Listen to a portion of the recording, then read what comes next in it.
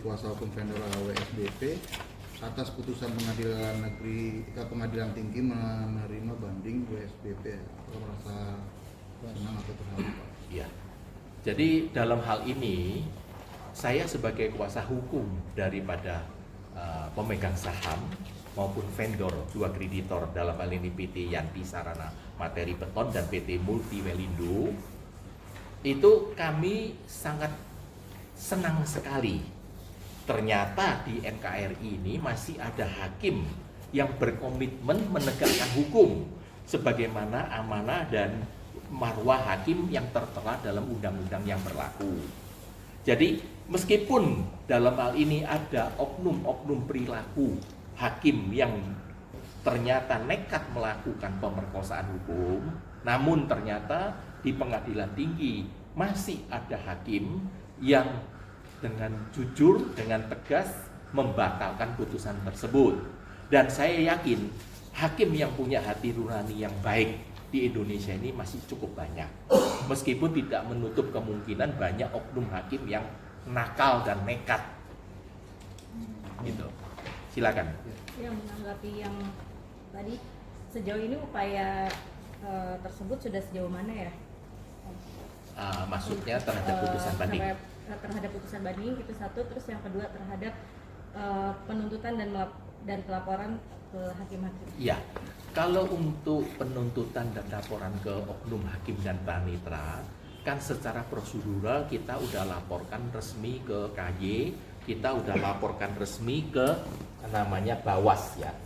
Namun dalam hal ini sampai hari ini contoh Pak ya, saya lapor ke namanya Bawas, tanda terima laporan saya.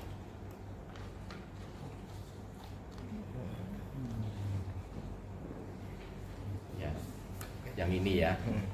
Terus ini adalah tanda laporan saya di Komisi Yudisial.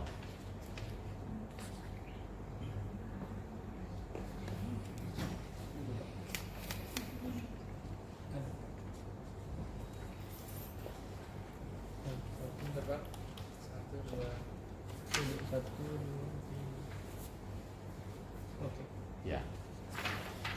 Namun terus terang hingga hari ini secara tertulis maupun secara lisan kami belum diberitahukan hasil daripada perkembangan atas pengaduan yang kami ajukan. Dan menurut saya itu tergantung daripada instansi yang bersangkutan. Sejauh mana mereka memeriksa dan mengembangkan laporan saya. Karena saya bisa membuktikan bahwa oknum hakim tersebut telah melanggar kode etik hakim. Nah, kira-kira apa lagi? Artinya laporan Pak Taye dan Bawas itu termasuk tidak mempengaruhi putusan pengadilan atau tidak Kalau menurut saya sama sekali tidak mempengaruhi. Karena jelas ya, sebagai seorang profesional, saya sebagai seorang advokat, tidak mungkin dong saya untuk mempengaruhi satu putusan dengan istilahnya mengadu, melapor. Kan itu bukan. Tapi karena oknum hakim tersebut telah melakukan perbuatan melawan hukum dan mengakibatkan potensi kerugian negara sebesar 1,5 triliun, maka saya laporkan. Mengapa saya mengakibatkan ada potensi kerugian negara? Waskita Karya Beton TBK itu adalah BUMN, di mana itu namanya TBK itu kan sudah go public. Sahamnya itu sudah pada masa krismon karena masalah COVID kan, harganya sudah turun ke bottom 50 perak. Tapi dengan adanya putusan pengadilan Jakarta Timur yang putusan itu balelo, dalam hal ini sudah terlalu berani menabrak hukum, tahu apa yang terjadi?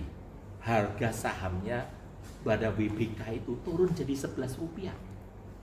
Di sanalah menderita kerugian 1,5 triliun yang saya laporkan kepada, termasuk pada kejaksaan, termasuk pada polisi, termasuk pada KPK untuk diusut apakah ada unsur-unsur yang bisa dibuktikan bahwa kerugian negara ini akibat daripada suatu perbuatan oknum-oknum tertentu.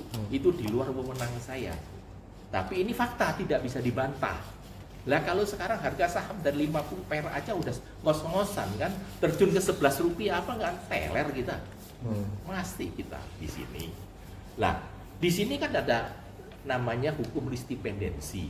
Jadi suatu perkara itu tidak bisa diperiksa oleh dua instansi yang berbeda. Kan gitu. Mereka itu tidak peduli kan, dan saya yakin hakim itu tahu nggak boleh. Tapi ada unsur apa saya nggak tahu. Saya tidak mempunyai bukti, saya tidak punya fakta, ya. Tapi yang sekarang kan kita tahu akibatnya kok dia nekat menyatakan bahwa akte perdamaian tidak sah, memerintahkan BPK untuk bayar kembali utang pada sana. Padahal setiap orang senang nggak senang kan harus tunduk dalam putusan yang berkekuatan hukum tetap kan. Siapapun mau nggak mau kita harus tunduk. Lah kalau sekarang setelah Bank DKI setelah menerima kalah, sudah kasasi pun kalah, karena ini kan perdamaian kan, tidak ada upaya PK, berarti kasasi udah mentok habis. Kan berarti satu-satu jalannya sebagai warga negara yang baik, apalagi sebagai BUMD, dia itu kan wajib tunduk melaksanakan pada putusan peradilan niaga. Tapi ini kan dia enggak, dia cari akal gugat lagi. Lah peradilan umum kalau bisa membatalkan peradilan niaga, ya bubarkan aja peradilan niaga. Ya, nanti putusan daripada peradilan umum pidana saya tuntut di peradilan militer, saya dibebaskan. Lah enak saja loh, semua orang bisa begitu kan. Negara kita bukan negara hukum kan. Nah itulah independensinya, inilah yang mohonlah dihormatin oleh setiap orang. Kira-kira begitulah. Lalu ini Pak, penilaian Bapak terhadap komitmen WSBP ini terhadap menyelesaikan kewajiban ke waskita itu seperti apa Pak? Ya, setahu saya termasuk dua klien saya ini ada kreditor yang terbesar lah ya di dalam WP tersebut. Selama ini mereka sudah melakukan penyelesaian sesuai dengan pada akte perdamaian, dan setiap langkah itu dia lakukan tepat sesuai dengan perdamaian, dan dia memang dalam hal ini BPK beritikat baik, dia menyelesaikan semuanya, dapat mematuhi, bahkan kalau ada kesempatan bisa dipercepat dia akan percepat, kan tergantung daripada market ya. Kalau proyeknya banyak dan dapat income banyak ya pasti dia akan lakukan dipercepat. Dan saya sangat apresiasi dengan BPK sangat mematuhi, menghormati daripada putusan ini. Ya Pak, apakah akan ada upaya selanjutnya apabila tidak ada respon dari KAI dan Bawaslu? Begini, kalau terhadap oknum hakim dihukum, tidak dihukum, atau dibiarkan, itu sebenarnya bukan konsen saya. Saya hanya ingin membuat suatu reaksi bahwa masyarakat tahulah ternyata masih ada oknum yang berani memperkosa hukum, kan begitu. Soal nanti dia ditindak atau tidak ditindak, saya tidak punya kepentingan. Hakim tersebut dipecat, saya nggak dapat untung, nggak dipecat pun dia naik pangkat pun saya nggak rugi, kan bagi saya nothing tulus. Tapi saya sebagai seorang profesional, saya wajib menegakkan hukum, memberitahukan pada masyarakat ini tidak benar, tolong diawasin. Jadi mungkin dalam hal ini media tanyakan sama KY sama Bawas kan, sejauh mana prosesnya selama ini termasuk BPK. Saya tahu BPK sudah mendirikan tim khusus untuk melakukan pemeriksaan audit, investigasi namanya. Pak, tadi kan sempat menyebut bahwa kerugian yang dialami oleh klien cukup banyak ya. Iya, 1,5 triliun. Ada dugaan juga kasus tersebut juga dimainkan oleh oknum. Iya. Kan sekarang ini lagi viral juga Pak, melapor ke Prabowo itu cepat langsung ditangani. Apakah ada niatan untuk situ Pak? Ya, memang ada sekarang kan lapor pada Wapres lah istilahnya kan gitu kan. Mas Wapres. Ya, pas ya apa? Lapor Mas Wapres. Iya, pas Wapres ya. Saya belum menempuh hal itu karena itu masih baru ya. Memang lapor Wapres itu dari zamannya dulu, zamannya Soeharto pun sudah ada, mengingat setahu saya ya. Tapi memang waktu itu saya pernah ya lapor ke Wapres, terus dari sekretaris Wapres sana itu mengeluarkan surat teguran bahwa ini tidak benar sesuai dengan laporan ini. Tapi ya karena itu hanya surat satu kali keluar ya, tidak dimonitor, tidak dikawal terus ya, akibatnya ya gitu-gitu aja. Ya ini saya yakin ya dengan Pak Gibran yang masih muda, yang masih idealis ya. Mungkin beliau itu ada staf-staf yang dukung untuk mengawal. Tapi saya belum dapat instruksi untuk membuat laporan baru. Karena tujuan saya sebenarnya kan saya tidak ada suatu sentimen atau ketidaksenangan pada oknum hakim. Saya cuma memberitahukan pada masyarakat atau pada pimpinan pengawas langsung bahwa ini loh ada anak buah kamu nggak bener pelanggarannya ini. Silakan Anda melakukan suatu pemeriksaan. Kalau benar monggo silakan ditindak. Kalau tidak benar, yuk tegur saya. Kan kira-kira gitu, fair kan jadi. Jadi saya tidak ada pamrih dalam hal ini. Sehingga kalau bagaimana kewajiban selanjutnya ya saya menunggu. Saya tidak mau mendesak karena saya tidak punya kepentingan gitu. Melanjuti ke depannya ini seperti apa nih Pak terhadap Bapak dengan klien Bapak terhadap pengadilan umum putusnya dari pengadilan niaga? Iya, saya mengharapkan setiap lembaga itu mematuhin lah porsi dan juridiksinya masing-masing. Jangan overlapping, jangan memasukin ke bidang orang lain. Ya hukum kita ini, sementara kita ini adalah negara yang menganut sistem Eropa kontinental.